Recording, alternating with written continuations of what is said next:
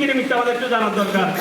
অফিসে গিয়ে দেখবেন যে স্টিমেটটা দেখবেন আপনারা, দেখার পরে আমাদের চুরি করতেছি কিনা ভালো করতেছি কিনা, ওরা তো আমাদের একটা কাজ দাঁড়ায় করছে 10 লাখ টাকা কাজ করতে অফিস দাঁড়িয়ে কাজগুলো করে। এরপর আপনাদের জানার দরকার যে আসলে কত টাকা কাজ, এই বাজারটা কতটুকু পর্যন্ত গিয়ে দাঁড়াচ্ছে, ওই জিনিসটা আপনারা একটু জানবেন। যার কারণে না জানার কারণে আমরা কি হয়ে যাচ্ছি, এবার বাজেট যেটা আছে ওটার মধ্যে আমাদের কাজ শেষ করতে হয়। এবার কাজ কীভাবে শেষ করতে হয়, সরকারের সাথে আমাদের চুক্তি কীভাবে কাজ শেষ করতে হয় সেটা আমাদের সাথে এরা বুঝবে, এরা বলবে যে তোমরা বুঝো, আমাদের বোঝার দরকার নাই। কাজ কীভাবে শেষ করবে তোমরা বুঝবা। আমার বাজেট এত টাকা, এতে সরকার যে টাকা নিয়ে চলে যাচ্ছে, ট্যাক্স কাটতেছে, অফিস চলে যাচ্ছে 1 কোটি টাকার টাকা, কত 75 লক্ষ টাকা, তাহলে 1 কোটি টাকার কাজ কেমনে বানাবো? তার প্রতিটি জিনিসের দাম বৃদ্ধি বাড়তেছে দিন দিন।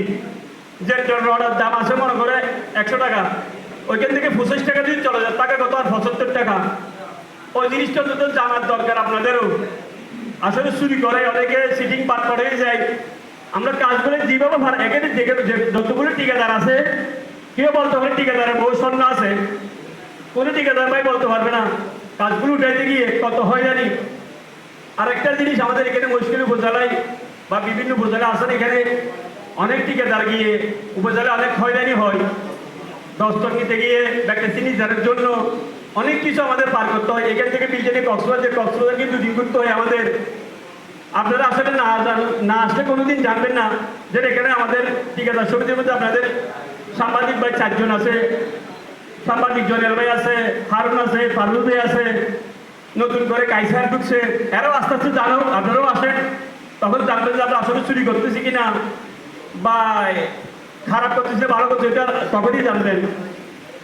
তো ওই জন্য বললাম সবাইকে এই জিনিসটা একটু মাথায় রেখে আমাদের ঠিকাদার ভাইদের যে সম্মান দেওয়ার জন্য মাটিতে মিশিয়ে না দেন, অন্ত অফিসে এসে জানান যে আপনারা ভালো খারাপ জিনিসটা একটু জানার পরে আপনারা লিখুন, না লেখার জন্য আমরা বলবো না।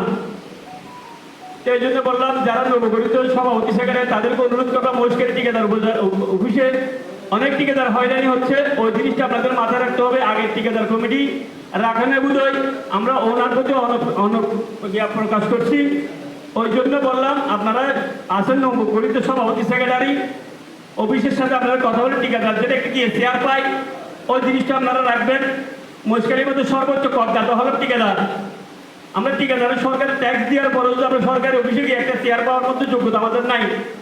আবার রোডগারে কাজ করতে গিয়ে অনেক হয়রানি হওয়ার পরেও আমরা কি ইয়ার মধ্যে বলা যাবে, জিনিসটা আপনাদের মাথায় রেখে আমি আমার সংক্ষিপ্ত বক্তব্য এখানে শেষ করলাম। আসসালামু আলাইকুম।